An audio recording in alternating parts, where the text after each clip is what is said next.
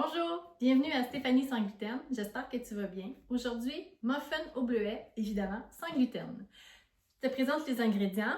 2 tasses et demie de farine sans gluten, tout usage. Donc moi, j'aime la 1 pour 1, qui est vraiment extraordinaire parce que c'est vraiment la bonne quantité que tu as, puis ça prend de la gomme de xanthane dans la farine que tu vas avoir pour évidemment que tes muffins se soulèvent, deviennent meilleurs. Ensuite, à l'intérieur ici, j'ai mis une cuillère à thé de poudre à pâte, une demi-cuillère à thé de bicarbonate de soude, puis une pincée de sel que j'ai mis ici. Ensuite, je vais avoir une tasse de purée de dattes que j'ai fait moi-même à la maison. Si tu veux avoir la recette, tu me fais signe, je te dis comment. C'est hyper simple, puis c'est facile à conserver par la suite. Ensuite, je vais avoir 2 gros œufs. Je vais avoir 3/4 de tasse de compote de pommes. Puis, je vais avoir 2 tiers, attends un petit peu que je vérifie pour être certain, c'est bien ça, 2 tiers de tasse de babeur maison. Pourquoi? Parce que j'en ai pas à la maison, donc je vais te montrer comment en faire maison, super facile. Je vais avoir une tasse et demie de bleuet frais ou congelé. Moi, je préfère congelé, ça se conserve mieux. Et puis je vais mettre évidemment un petit peu de cannelle parce que ça ajoute une petite touche et une cuillère à thé de vanille pour avoir un petit goût de vanillé sur ça. Alors, on commence? Pour débuter, j'ai mis 2 tasses et demie de farine que j'ai tamisée pour qu'elle soit plus légère. À celle-ci, je vais ajouter le bicarbonate de soude, le sel et aussi, bien évidemment, la poudre à pâte. Bon, ça y est. Comme ça. Puis on mélange doucement pour garder quand même le côté léger de la farine sans trop mélanger avec excès.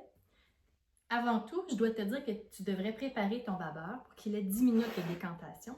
Si tu n'as pas du babeur déjà fait, je t'invite à le préparer toi-même.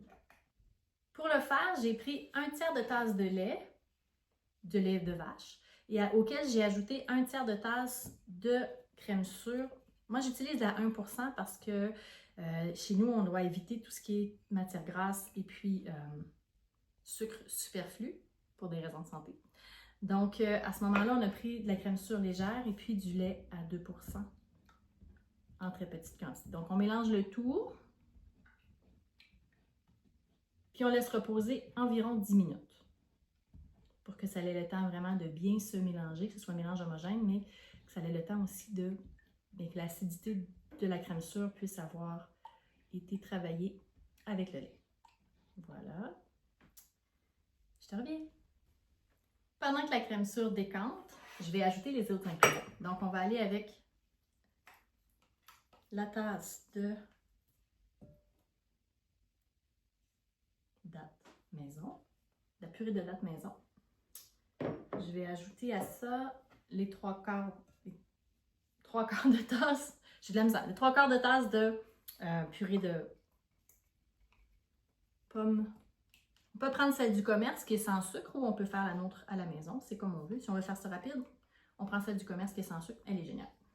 Ensuite, on prend les 2 œufs qu'on va casser. Je te reviens. Les œufs sont à l'intérieur. J'ajoute ma cuillère à thé de vanille. Tu peux prendre la vanille pure ou de l'extrait de vanille. C'est à ton choix. Et maintenant, je vais ajouter mon babeur maison. C'est important de bien mélanger cette portion-là pour que ça soit vraiment tous les aliments soient vraiment mélangés de façon homogène. Puis ça va être plus facile ensuite de les ajouter dans tes aliments secs. Donc, je te montre mon idée. Avec la petite mixette, c'est génial, ça fait le travail. Il faut juste faire attention de ne pas utiliser une mixette que tu utilises pour les autres préparations qui ne sont pas sans gluten à la maison. Parce que cette mixette-là, elle va prendre l'air, puis la farine, c'est volatile. Donc, la farine sans gluten va entrer à l'intérieur de la mixette. Mais si tu l'utilises pour de la farine avec gluten, ça va faire le même effet aussi. Donc, ça peut être une contamination croisée qu'on essaie d'éviter. Donc, on a une mixette pour les trucs sans gluten, puis une mixette pour tout ce qui a du gluten.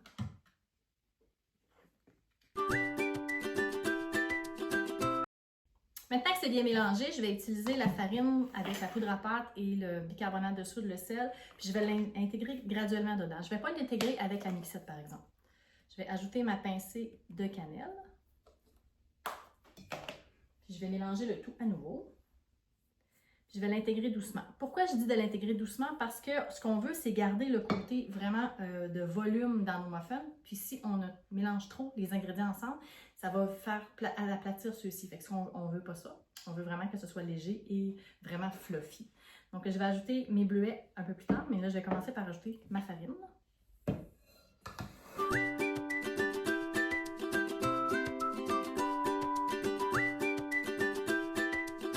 Ça se fait quand même bien. Ça n'a pas besoin d'avoir énormément de liquide, mais tu vas voir, ça se fait très bien. C'est surtout que c'est délicieux par la suite. À cette étape-ci, moi, j'intègre déjà les bleuets, pour qu'ils soient bien mixés à travers la pâte et tout, puis que je n'ai pas besoin de mélanger de façon supplémentaire avec les bleuets. J'aime mieux ça comme ça se fait quand même bien. Tout ce qu'on veut, c'est vraiment mouiller les ingrédients secs. Puis bien mélanger le tout ensemble pour qu'il y ait des bleuets partout.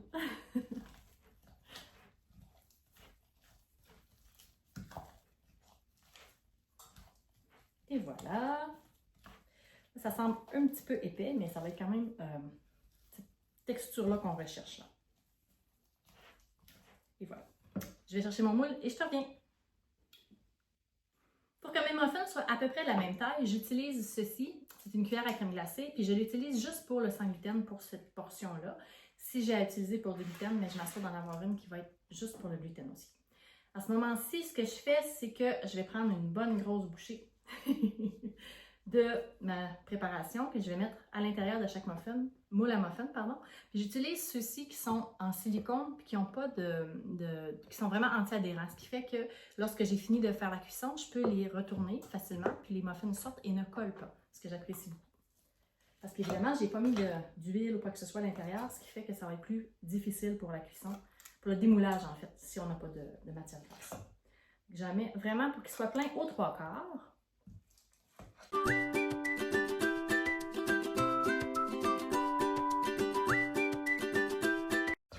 Il en reste 3. Ça donne ceci dans les moules. Je les enfourne à 425 degrés Fahrenheit pendant 5 minutes pour qu'ils puissent vraiment avoir une texture plus croustillante sur le dessus.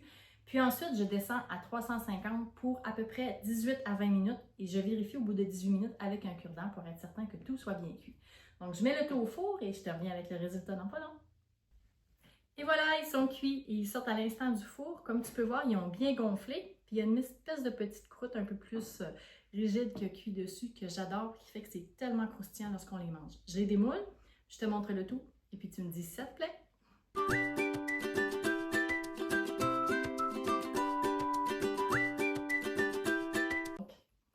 Ce sont mes muffins au bleuet, sans gluten. J'espère qu'ils te plaisent. Ils sont très chauds, j'ai un peu de misère à les tenir dans mes mains.